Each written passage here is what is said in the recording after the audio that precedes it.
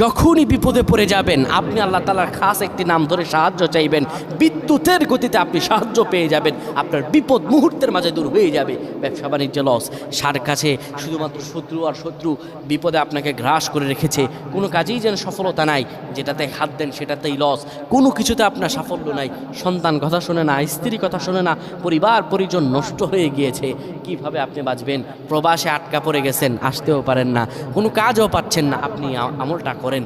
এটি আমার কথা নয়, বিশ্বনবী মুহাম্মদ রাসূলুল্লাহ সাল্লাল্লাহু আলাইহি ওয়াসাল্লামের প্রিয় সাহাবী হযরত যায়েদ রাদিয়াল্লাহু তাআলা আনহু, তিনি একবার মক্কা থেকে হিজরত করে যখন মদিনায় যাবেন, ঠিক সেই সময় বিপদে পড়ে যান।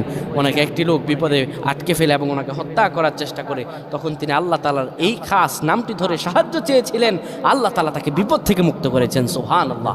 সেই দোয়াটা কি? তিনি যখন বিপদে পড়ে যান তিনি বলেন, আগিসনি ইয়া রহমান।